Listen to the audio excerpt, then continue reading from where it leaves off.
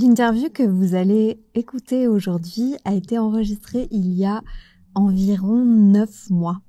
Ça s'appelle planifier très longtemps à l'avance. Il y a 9 mois, donc, j'ai eu la chance de rencontrer Laura, qui est une collègue. Elle est professeure de français pour les Italiens.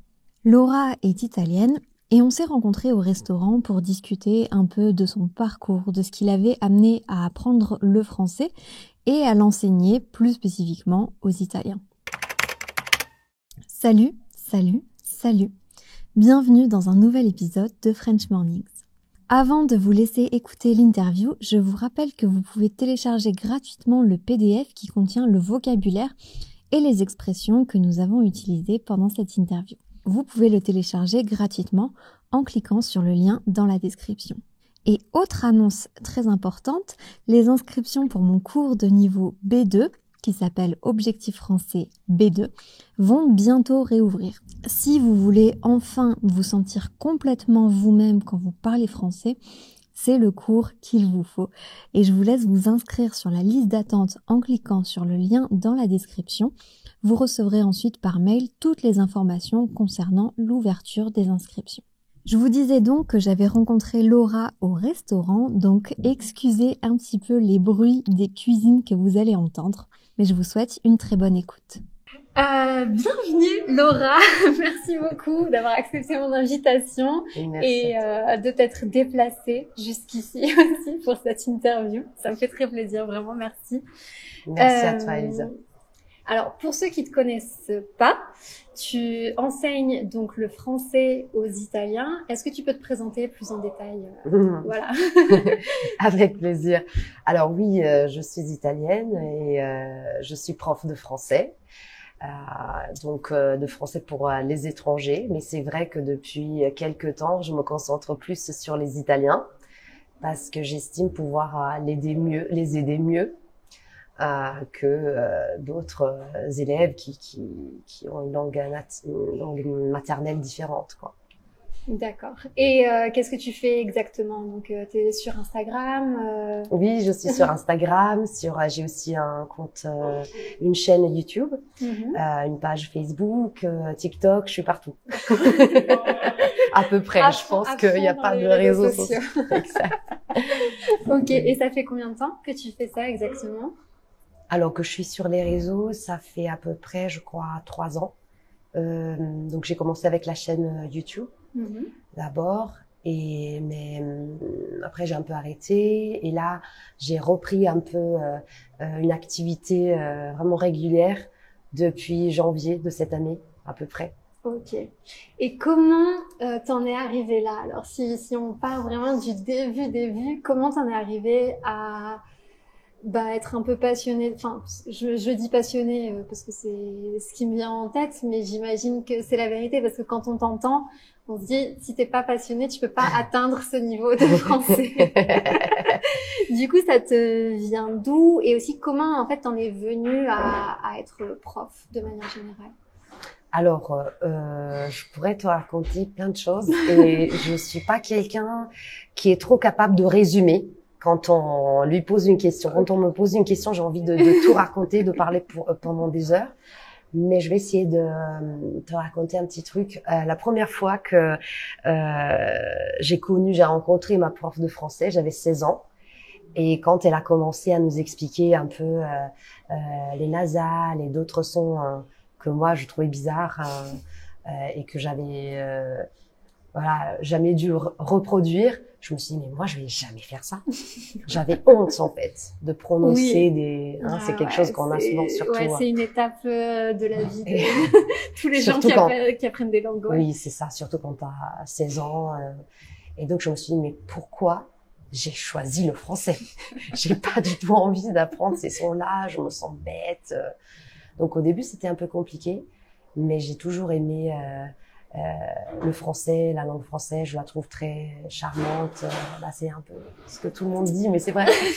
Et du coup, petit à petit, je me suis dit, c'est pas grave si, je me sens un peu bête, ça ira mieux petit à petit. C'est quelque chose qu'il faut que j'apprenne. c'est comme ça pour tout le monde. Et donc vraiment, à un moment donné, j'ai eu un déclic et je me suis dit, je veux vraiment atteindre un super niveau. Et je veux aussi être prof. À un moment donné, j'ai pris cette décision. C'était quand à peu près ça? Est-ce que tu étais au Je crois que c'était lycée l'année dernière. ou... L'année dernière. Non, c'était l'année d'après, je voulais dire. Ok. Donc j'avais 17 ans. Juste après, en fait. Juste après, okay. un an après, je me suis dit, je veux être prof et tout. Et depuis, voilà, j'ai fait mon parcours pour le devenir et j'ai commencé à enseigner un peu le français en Italie. Et après, j'ai décidé de m'installer en France. Donc, j'avais jamais eu la possibilité de vivre en France avant, donc pendant mes études.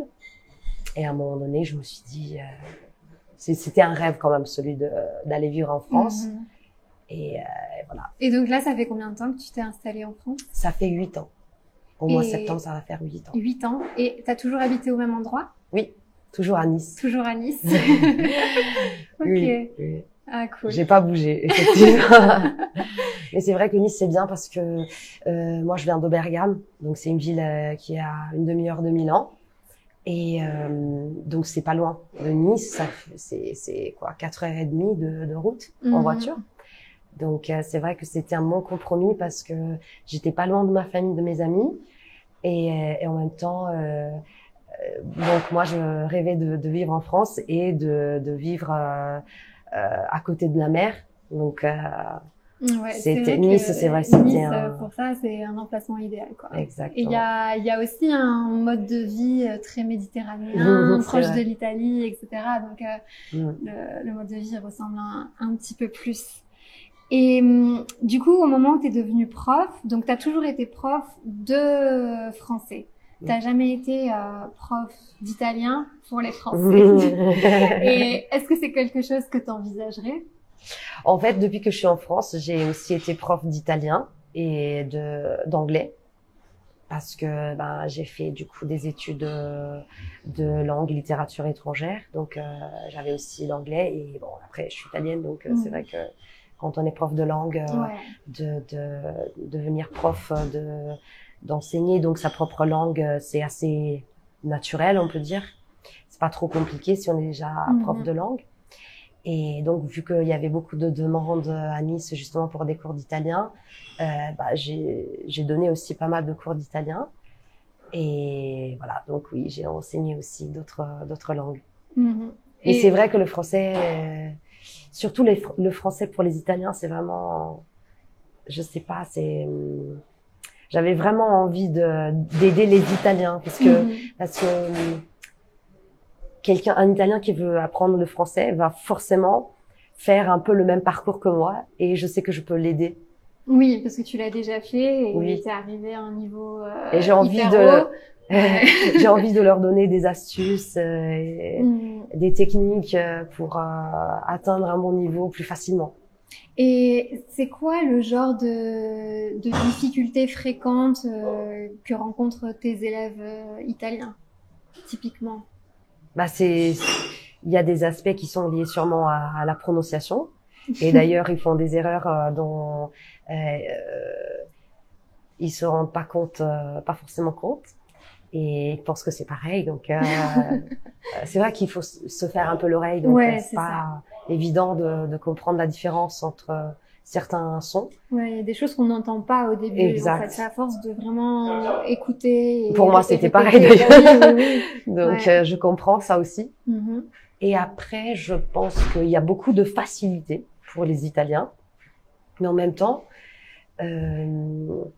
ça peut aussi poser problème, cette facilité, parce que des fois, on est trop confiant, on pense que il y a un truc qui marche exactement comme en italien, alors que non.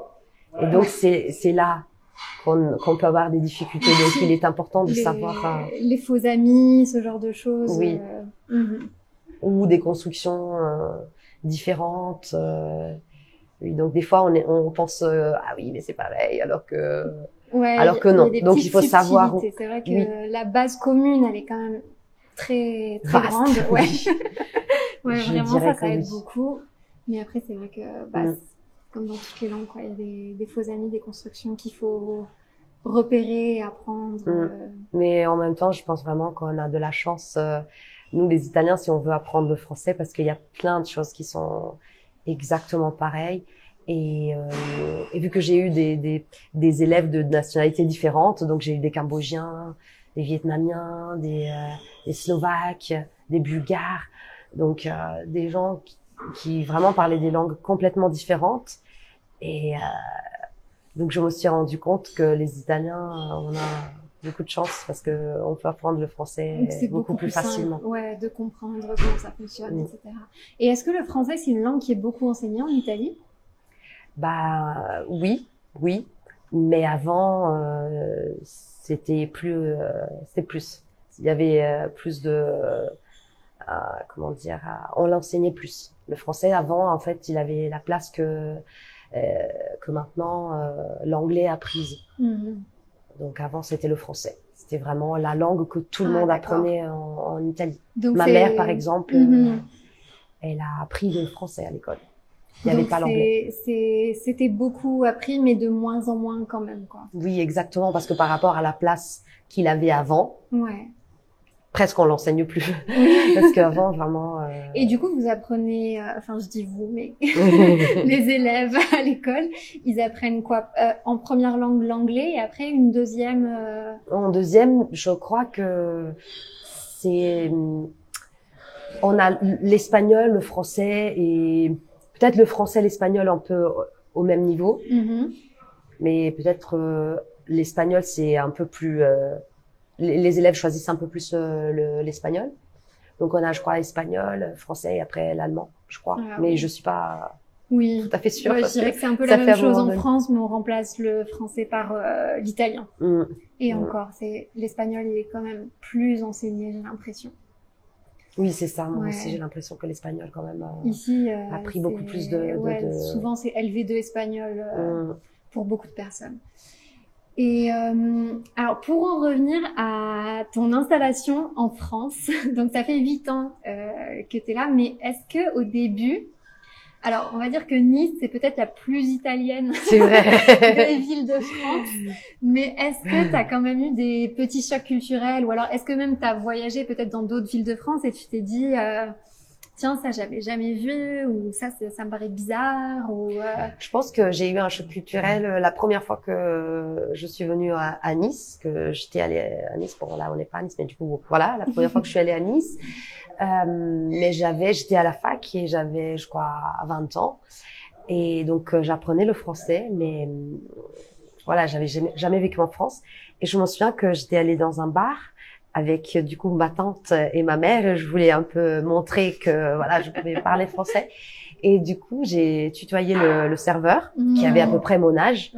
Et donc, je lui ai dit, tu peux nous apporter, je sais pas moi, 2 cafés, je sais pas quoi.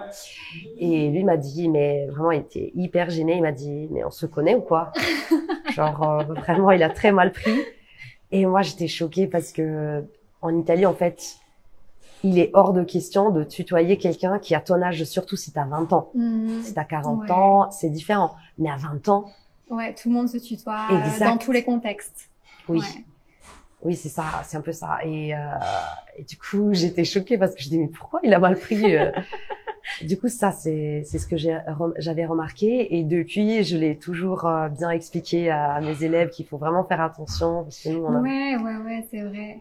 Et moi, à l'inversement, en fait, j'ai du mal à tutoyer, par exemple, en espagnol ou en italien. En fait, quand je vais au restaurant, souvent, on me dit tu, etc. Et je me dis, ah oui, en France, ça se fait pas.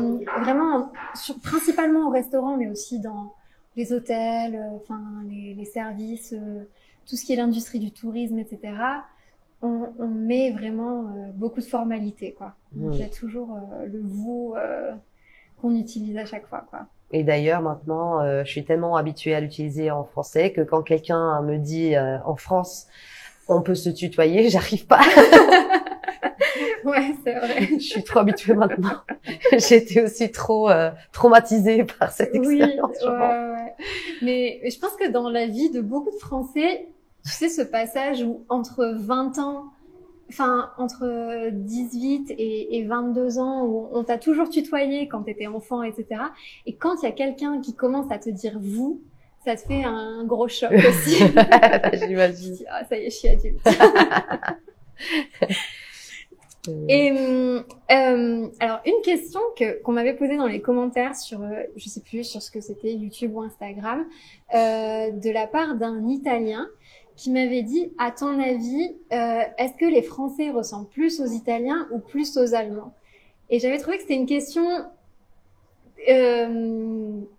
à laquelle on ne pouvait pas donner de réponse en fait. C'est quoi ton avis là-dessus?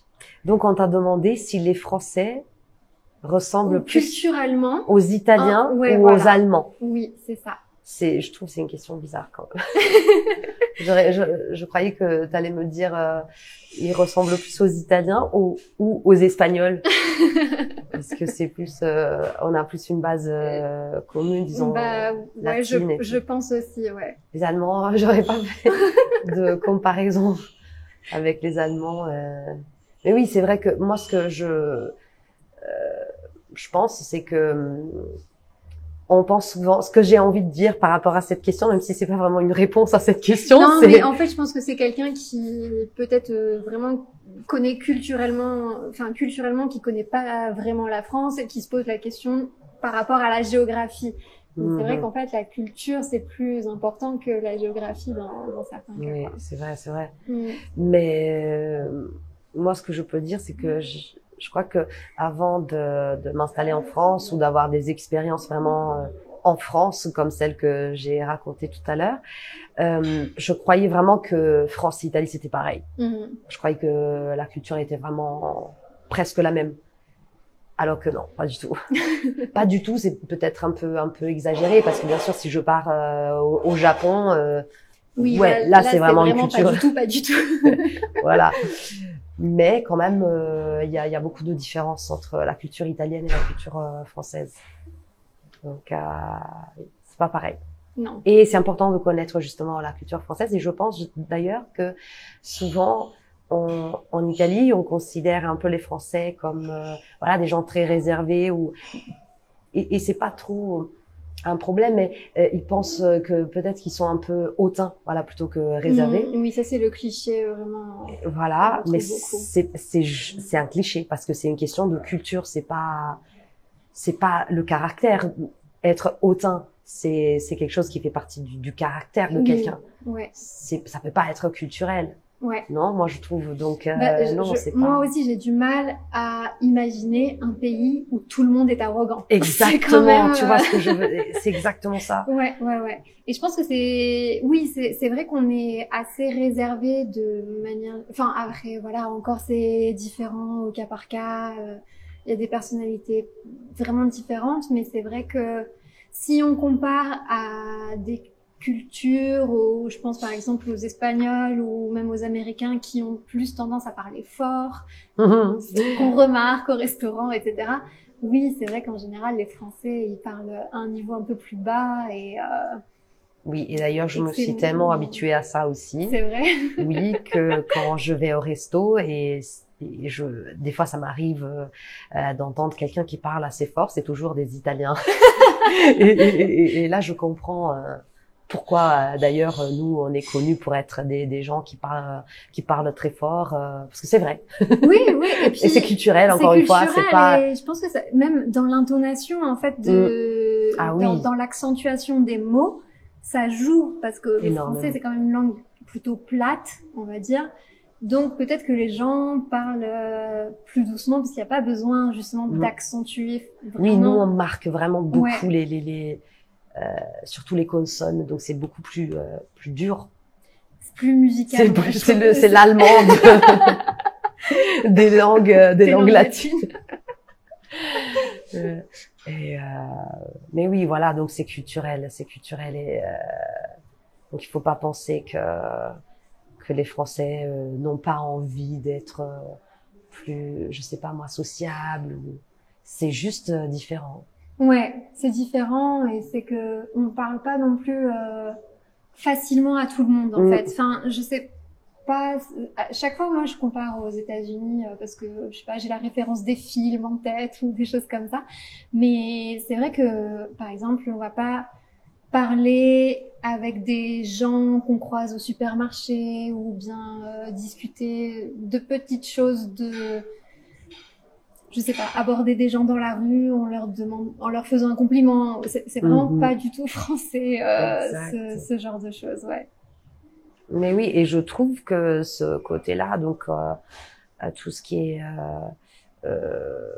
attitude ou voilà, il faut connaître tout ça aussi quand on apprend une langue. Ouais, et pas arriver en ayant des préjugés sur le caractère des gens. Oui, exactement, oui. Et alors pour en revenir à Nice, encore une fois, donc tu t'es installée là-bas, mais à Nice, est-ce que les gens ont un accent J'ai l'impression que l'accent de Nice, peut-être que je me trompe, mais il est moins fort que l'accent marseillais, par exemple. Mais par contre, est-ce qu'il y a des expressions ou des choses comme ça qui t'ont posé problème, peut-être que tu avais une image en fait du français un peu standard, et en fait qu'à Nice, ça reste vraiment le sud de la France, donc c'est assez marqué au niveau de l'accent, des expressions et tout ça. En fait, il faut dire qu'à Nice, il est difficile de rencontrer des Niçois. Je connais pas énormément de Niçois. Ok. Ça m'est arrivé, surtout voilà, avec mes cours et tout ça, d'en connaître. Et d'ailleurs, j'ai pas trouvé qu'ils avaient un fort accent, pas du tout le même accent qu'à Marseille ou ailleurs dans le sud de la France. Et mais après, voilà, ça m'est arrivé aussi d'apprendre quelques expressions typiques du patois niçois, qui souvent d'ailleurs ressemblent beaucoup à l'italien. Et on voit l'influence un peu de l'italien. Mais sinon, à Nice, c'est vrai que il y a vraiment des gens qui viennent de partout dans le monde entier. Je dirais pas que de la France. C'est vraiment très multiculturel en fait. Donc, j'ai pas trop eu cette non, cette pas de difficulté au niveau des accents et tout ça, quoi. Non, pas trop, franchement. Ok, intéressant. Je pense qu'à Marseille, l'expérience est peut-être un peu différente. Ouais. Et enfin, alors ma dernière question. Oui. Alors, je pense que pour les gens qui ont écouté le podcast, ils ont dû se rendre compte que ton accent en français, il est vraiment parfait. Qu'est-ce que tu conseillerais? Enfin, je parle de ton accent, mais vraiment de tout aussi, parce que tu fais aucune faute, voilà, tout parfait. Merci. Qu'est-ce que tu conseillerais si tu devais donner ton meilleur conseil à quelqu'un qui veut justement atteindre le niveau que tu as en français? La première chose que j'ai envie de dire, c'est que si c'est pas ton métier, c'est pas grave. Oui. Je pense que ça, c'est hyper important à dire. Parce que si c'est ton métier, tu veux être prof. Bien sûr qu'il faut avoir un très bon niveau, c'est normal. Mais sinon, d'atteindre un très bon niveau, c'est vraiment beaucoup de travail. Il faut beaucoup de temps, beaucoup d'efforts. Et donc, des fois, c'est pas nécessaire, je pense. Mais c'est vrai que moi aussi, j'ai toujours pensé, quand j'étais élève, à la fin de mon parcours, je parlerai parfaitement comme un natif. Parce je trouve qu'on ne dit pas assez, on ne dit pas suffisamment que c'est très compliqué en fait d'atteindre le niveau d'un natif. Et donc, quand on apprend une langue, en tête, on a toujours ce niveau final qu'on aura à un moment donné. On pense qu'à un moment donné, on parlera comme un natif, mais c'est très rare. C'est très rare et c'est d'autant plus difficile quand on n'habite pas dans le pays d'ailleurs, exactement. C'est vraiment beaucoup de travail. Mais sinon, s'il y a quelqu'un qui veut améliorer son français ou une autre langue aussi, le plus important, c'est sûrement d'être très attentif à chaque fois que quelqu'un parle. Donc un natif, quand on entend quelqu'un parler, il faut faire très attention. Donc la conversation, pour moi, ça a jamais été avec un natif, un français ou même un anglais. Ça a jamais été la même conversation qu'avec un italien. Parce que quand je parle avec un italien, je fais pas trop attention à comment la personne parle. Mais si, par contre, quand je parle ou quand je parlais avec un français ou un anglais, je faisais très attention à la manière qu'ils avaient de T'essayais parler. d'absorber un peu Oui. les informations. C'était vraiment mon cerveau, il était activé Ouais. au maximum pour comprendre, pour faire attention aux petits détails et tout ça. Et après, ce qui marche énormément, c'est ce dont on parlait aussi toi et moi, c'est-à-dire de écouter et répéter. Oui. C'est tellement banal à dire, mais c'est ce qui marche le plus en fait. Bah Il oui, faut imiter. c'est ça. C'est un peu comme ça que les enfants apprennent. C'est ce que j'allais et dire. On peut pas non C'est comme plus ça. trouver 1 milliard de méthodes à chaque fois plus innovantes les unes que les autres. Mais parce que Écoutez, je pense répéter, vraiment c'est qu'il n'y a déjà pas pas, mal. il y a pas d'autre façon. C'est Ouais, pas, ouais. parce qu'en plus c'est vraiment une question de muscles qu'on va utiliser. Mhm. Donc il faut vraiment s'entraîner, tout comme on s'entraîne pour n'importe quel autre sport. Oui, exactement. Travailler ton oreille et travailler vraiment les Les muscles muscles. de ton visage Exactement. et travailler ton articulation pour Oui. rendre tout ça plus fluide. Et ouais. donc encore une fois, c'est quelque chose de très long. Exactement. Il faut beaucoup de temps. Long et qui prend du temps et de la volonté aussi. De la volonté, oui. Ouais. Ok. Eh ben, merci beaucoup. Merci à toi, Elisa. C'était un plaisir. très Merci de m'avoir intéressant. invité. Merci de m'avoir parlé de ton parcours. Et peut-être qu'on se refera un autre épisode. Avec grand Un plaisir. de ces jours. Merci. Merci beaucoup. L'interview s'arrête ici, j'espère que ça vous a plu. Vous pouvez retrouver les réseaux sociaux de Laura, elle est sur Instagram et sur YouTube comme elle l'a dit. Je vous laisse le lien dans la description. Merci à tous d'avoir été au rendez-vous. Et comme je vous l'ai dit également, vous pouvez télécharger le PDF gratuit qui contient la transcription de cette interview et le vocabulaire utilisé. Et encore une fois, si vous voulez atteindre un niveau avancé en français, c'est-à-dire le niveau B2, je vous laisse cliquer sur le lien pour vous inscrire sur la liste d'attente pour l'ouverture des inscriptions de mon cours Objectif français B2. Et je vous dis à très bientôt.